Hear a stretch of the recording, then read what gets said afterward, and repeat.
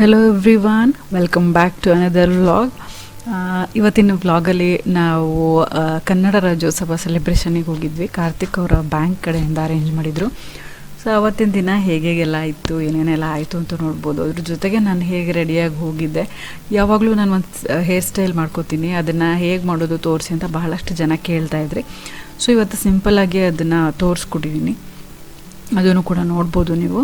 ಚರಿತ್ ಎಷ್ಟು ಮಾತಾಡೋದು ಕಲ್ತಿದ್ದಾನೆ ಅಂತ ಕೂಡ ನೋಡ್ಬೋದು. ಈಗಲೇ ಕೇಳಿಸ್ತೀನಿ ನೋಡಿ ಏನೇನೆಲ್ಲ ಮಾತಾಡೋದು ಕಲ್ತಿದ್ದಾನೆ ಅಂತ.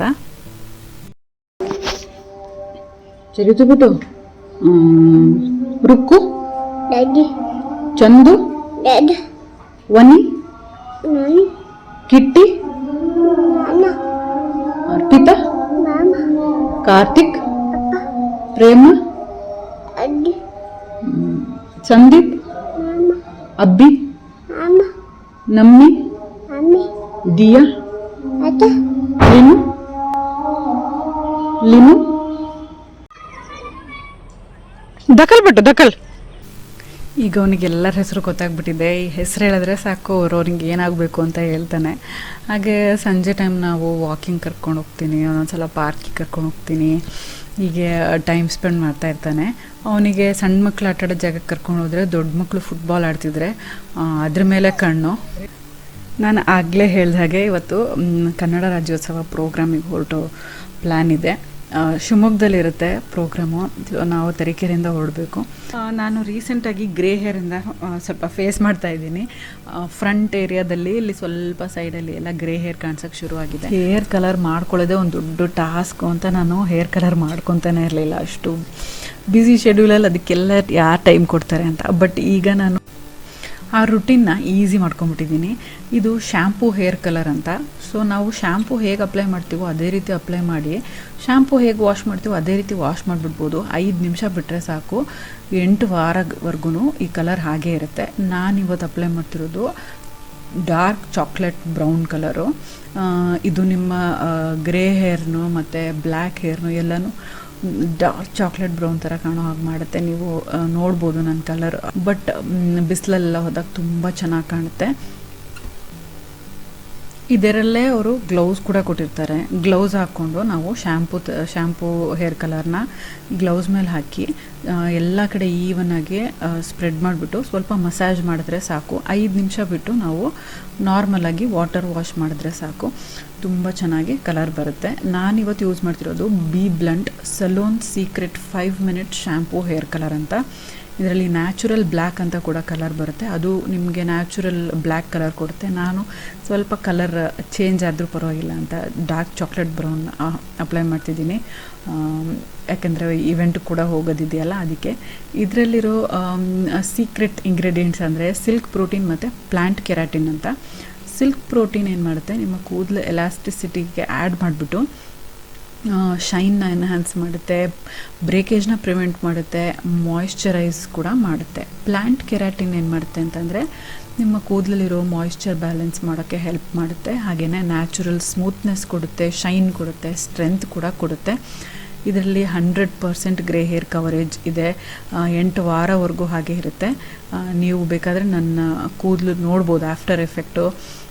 ವಾಶ್ ಮಾಡಿದ ಮೇಲೆ ಒಂದು ಬಿಳಿ ಕೂದಲು ಕೂಡ ಕಾಣಿಸ್ತಿಲ್ಲ. ಕಾರ್ತಿಕ್ಗೆ ಕೂಡ ಆಶ್ಚರ್ಯ ಆಗಿಬಿಟ್ರು.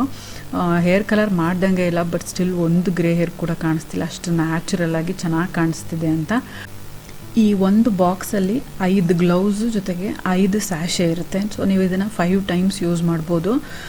ಸ್ವಲ್ಪ ಅಪ್ಲೈ ಮಾಡಿದ್ರೆ ಸಾಕು. ನಾನು ಒಂದೇ ಸ್ಯಾಶೆ ಓಪನ್ ಮಾಡಿ ಯೂಸ್ ಮಾಡಿದ್ದು ಅಷ್ಟೇ ಸಾಕಾಯಿತು ನನ್ನ ಗ್ರೇ ಹೇರ್ ಕವರ್ ಮಾಡೋದಕ್ಕೆ. ನಿಮ್ಗೆ ತುಂಬ ಗ್ರೇ ಹೇರ್ ಇದ್ದು ತುಂಬ ವಾಲ್ಯೂಮ್ ಇದ್ದರೆ ನೀವು ಬೇಕಾದರೆ ಒಂದು ಎಕ್ಸ್ಟ್ರಾ ಪ್ಯಾಕೆಟ್ ಕೂಡ ಓಪನ್ ಮಾಡಿ ಯೂಸ್ ಮಾಡ್ಬೋದು ಒನ್ ಟೈಮ್ಗೆ.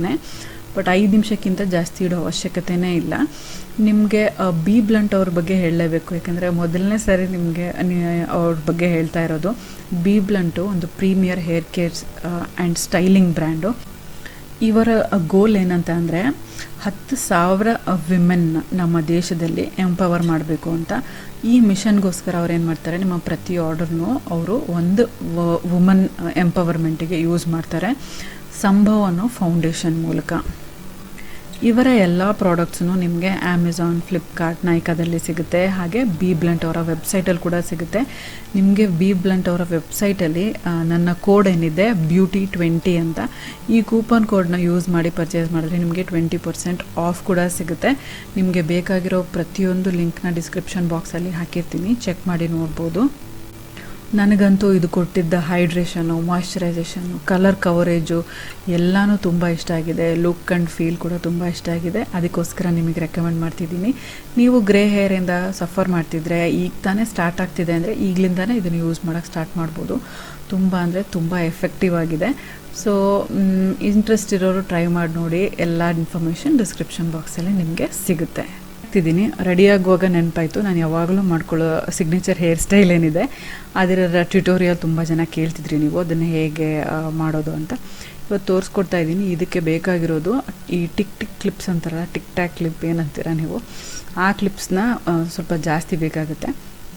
ಈ ಹೇರ್ ಸ್ಟೈಲ್ ಪರ್ಟಿಕ್ಯುಲರಾಗಿ ಫ್ರಿಝಿ ಹೇರ್ ಇರೋರಿಗೆ, ಪುಡಿ ಕೂದಲಿರೋರಿಗೆ, ಕರ್ಲಿ ಹೇರ್ ಇರೋರಿಗೆ ಚೆನ್ನಾಗಿ ಕಾಣುತ್ತೆ. ನಂದು ಈ ರೀತಿ ಇರೋ ಕೂದಲು ಸ್ವಲ್ಪ ಕರ್ಲಿ ನೀವು ನೋಡ್ತೀರ ಹಾಗೆ. ಸೊ ಅದಕ್ಕೆ ನಾನು ಪುಡಿ ಕೂದಲು ಬಂದು ಎಲ್ಲ ಕೂದಲು ಮುಂದೆ ಬರ್ತಾ ಇರುತ್ತೆ, ಚೆನ್ನಾಗಿ ಕಾಣೋದಿಲ್ಲ, ಆಯಿಲ್ ಹಾಕೋಕ್ಕೂ ಆಗೋದಿಲ್ಲ. ಅದಕ್ಕೋಸ್ಕರ ನಾನು ಈ ಹೇರ್ ಸ್ಟೈಲ್ ಮಾಡ್ಕೊತಿರ್ತೀನಿ. ಇದು ಮಾಡಿಕೊಂಡ್ರೆ ಎಷ್ಟು ಗಾಳಿ ಬಂದರೂ ಏನೇ ಆದರೂ ತುಂಬ ಹೊತ್ತು ಹೀಗೆ ಇರುತ್ತೆ, ಪುಡಿ ಕೂದಲೆಲ್ಲ ಬರೋದಿಲ್ಲ, ಫ್ರಿಝಿ ಆಗೋದಿಲ್ಲ ಅಂತ. ಸೊ ನಿಮಗೆ ಈ ಹೇರ್ ಸ್ಟೈಲ್ ಇಷ್ಟ ಆದರೆ ನೀವು ಟ್ರೈ ಮಾಡಿ ನೋಡ್ಬೋದು. ಇದು ಸ್ಟ್ರೇಟ್ ಹೇರಿಗೆ ಹೇಗೆ ಕಾಣುತ್ತೆ ಅಂತ ನಂಗೆ ಗೊತ್ತಿಲ್ಲ, ಬಟ್ ನನ್ನ ಹೇರಿಗೆ, ನನ್ನ ಥರ ಇರೋ ಹೇರಿಗೆ ಸೂಟ್ ಆಗುತ್ತೆ. ನಾನು ಒಂದೊಂದೇ ಸೆಕ್ಷನ್ ತೊಗೊಂಡು ಟ್ವಿಸ್ಟ್ ಮಾಡಿ ಹಿಂದೆ ಕ್ಲಿಪ್ ಹಾಕೋದು ಅಷ್ಟೇ. ಇದು ತುಂಬ ಸಿಂಪಲ್ಲು. ಹಿಂದೆ ಕೂದಲನ್ನ ಫ್ರೀಯಾಗಿ ಕೂಡ ಬಿಡ್ಬೋದು. ಈ ರೀತಿ ಕರ್ಲಿ ಇರೋರಿಗೆ ಕರ್ಲಿ ಚೆನ್ನಾಗಿ ಕಾಣುತ್ತೆ. ಜುಟ್ಟು ಹಾಕ್ಕೊಂಡ್ರೂ ಕೂಡ ತುಂಬ ಚೆನ್ನಾಗಿ ಕಾಣುತ್ತೆ.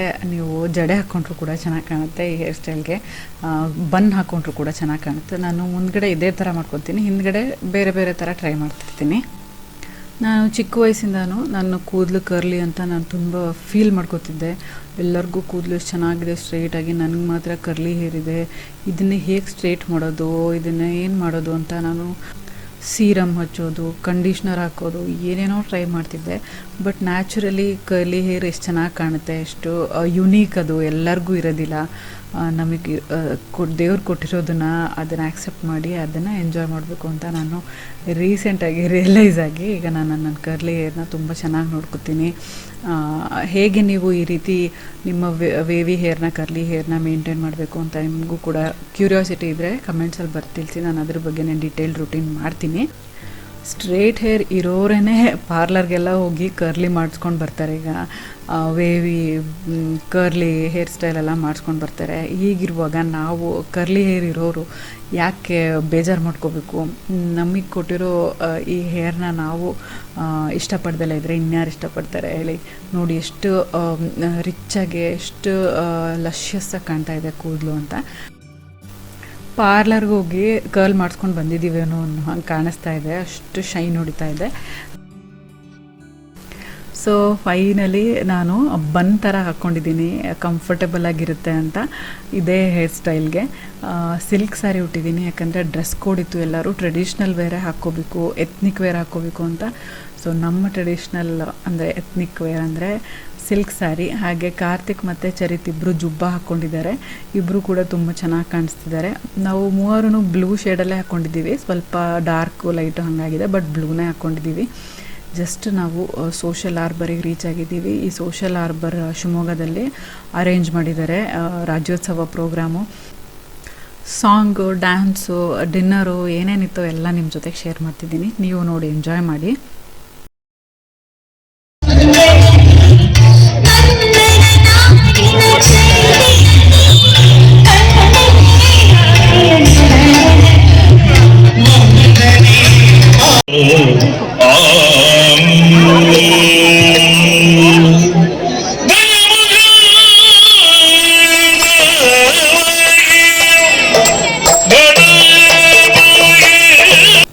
ಫಸ್ಟ್ ಟೈಮ್ ಬ್ಯಾಂಕ್ದು ಒಂದು ಇವೆಂಟಿಗೆ ನಾವು ಹೋಗ್ತಾ ಇರೋದು.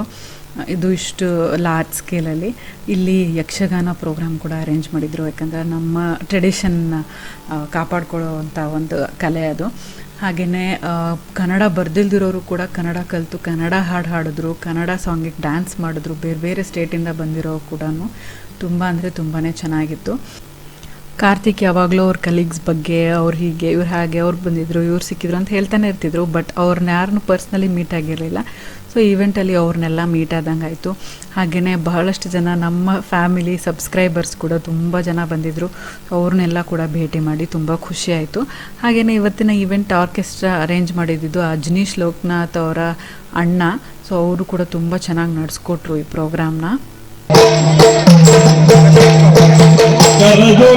ನಮ್ಮ ಅಗ್ರಜ ಮಹಿಷಾಸುರನ ಮರಣದ ವಾರ್ತೆಯನ್ನು ಕೇಳಿದಂತಹ ನಮ್ಮ ದಾನವ ವೀರರು ಎಂಬುದಕ್ಕಿಸ್ತಾ ಇದ್ಯಾ ದೇವಿ ದೇವಿ ಹೇಳುತ್ತಾ ಆ ಮೃತ್ಯು ದೇವತೆಯೇ ನಿನ್ನ ಮನೆ ಅಂಗದಲ್ಲಿ ಬಂದ ಹಾಗೆ ಮಾತನಾಡ್ತಾ ಇದ್ಯಾ. ನೋಡೋ ರಕ್ತ ಬೀಜ ಹೇಗೆ ಹೇಳ್ತಾ ಇದ್ದೆ.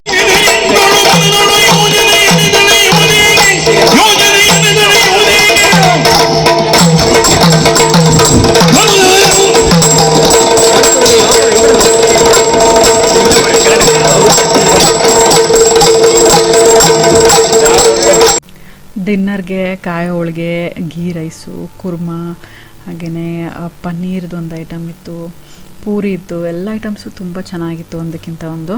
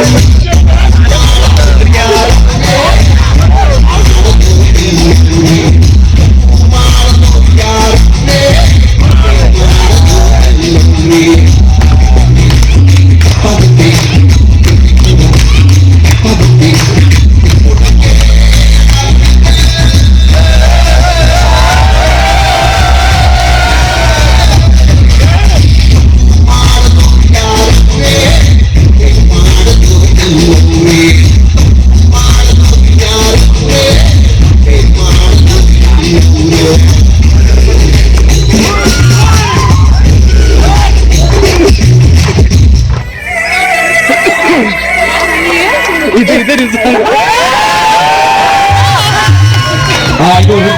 ಗೀತೆಯಲ್ಲಿ ಬರ್ತಕ್ಕಂಥ ಕೊನೆ ಗೀತೆ.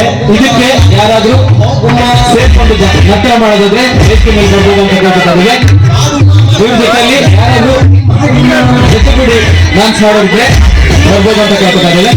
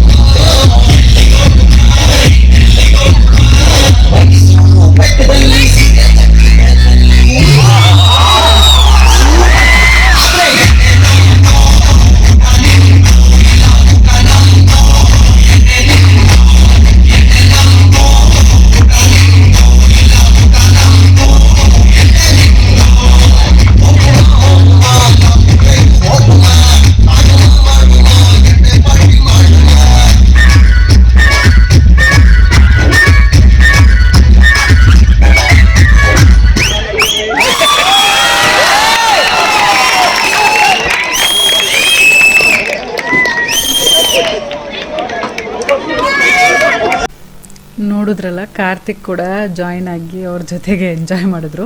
ಕೊನೆಯದಾಗಿ ಎಲ್ಲ ಮಕ್ಕಳು ಕೂಡ ಎಲ್ಲರೂ ಬಂದು ಸ್ಟೇಜ್ ಮೇಲೆ ಡ್ಯಾನ್ಸ್ ಮಾಡ್ಬೋದು ಅಂತ ಹೇಳಿದಾಗ ಎಲ್ಲರೂ ಸೇರಿ ಕುಣಿದಿದ್ದು ನೋಡೋಕ್ಕೆ ತುಂಬ ಮಜವಾಗಿತ್ತು. ಕನ್ನಡದವರೆಲ್ಲರೂ ಒಂದು ಕಡೆ ಸೇರಿ ಕನ್ನಡಿಗರ ಬಳಗ ಅಂತ ಒಟ್ಟಿಗೆ ನಾವು ಒಂದು ಕನ್ನಡ ರಾಜ್ಯೋತ್ಸವನ ಸೆಲೆಬ್ರೇಟ್ ಮಾಡಿದ್ದು ತುಂಬ ಹೆಮ್ಮೆ ಪಡುವಂಥ ವಿಷಯ, ತುಂಬ ಖುಷಿ ಪಡುವಂಥ ವಿಷಯ. ಇದನ್ನೆಲ್ಲ ನೀವು ಕೂಡ ನೋಡಿ ಎಂಜಾಯ್ ಮಾಡಿದ್ದೀರಾ ಅಂದ್ಕೊಂಡಿದ್ದೀನಿ. ನಿಮಗೆ ಈ ವಿಡಿಯೋ ಇಷ್ಟ ಆಗಿದ್ದರೆ ಲೈಕ್ ಮಾಡಿ, ನಿಮ್ಮ ಫ್ರೆಂಡ್ಸ್ ಆ್ಯಂಡ್ ಫ್ಯಾಮಿಲಿ ಜೊತೆ ಕೂಡ ಶೇರ್ ಮಾಡಿ. ಹಾಗೆಯೇ ನಿಮ್ಮ ಫ್ರೆಂಡ್ಸ್ ಆ್ಯಂಡ್ ಫ್ಯಾಮಿಲಿಗೂ ಕೂಡ ಎನ್ಕರೇಜ್ ಮಾಡಿ ಈ ರೀತಿ ಕನ್ನಡ ರಾಜ್ಯೋತ್ಸವನ ಅವ್ರ ಆಫೀಸಲ್ಲಿ, ಅವ್ರ ಸ್ಕೂಲ್ ಕಾಲೇಜ್ ಎಲ್ಲ ಕಡೆ ಸೆಲೆಬ್ರೇಟ್ ಮಾಡೋದಕ್ಕೆ ಅಂತ. ಚೆನ್ನಾಗಿರುತ್ತೆ, ಮೆಮೊರೇಬಲ್ ಆಗಿರುತ್ತೆ. ನಾವು ಕೂಡ ದಿನ ಯಾವತ್ತೂ ಮರೆಯೋದಿಲ್ಲ, ಅಷ್ಟು ಚೆನ್ನಾಗಿತ್ತು. ಸೊ ನಮ್ಮ ಚಾನಲ್ಗೆ ನೀವೇನು ಸಬ್ಸ್ಕ್ರೈಬ್ ಮಾಡದೆ ನೋಡ್ತಾ ಇದ್ದರೆ ಸಬ್ಸ್ಕ್ರೈಬ್ ಮಾಡಿ, ಪಕ್ಕದಲ್ಲಿರೋ ಬೆಲ್ ಐಕನ್ನ ಕ್ಲಿಕ್ ಮಾಡೋದ್ರಿಂದ ನನ್ನ ಎಲ್ಲ ವಿಡಿಯೋ ನೋಟಿಫಿಕೇಷನ್ ನಿಮ್ಮ ಮೊಬೈಲ್ಗೆ ತಕ್ಷಣ ಸಿಗುತ್ತೆ ಅಂತ ಹೇಳ್ತಾ ಈ ವ್ಲಾಗ್ನ ನಾನು ಇಲ್ಲಿಗೆ ಮುಗಿಸ್ತಾ ಇದ್ದೀನಿ. See you all in my next vlog. Till then take care, bye.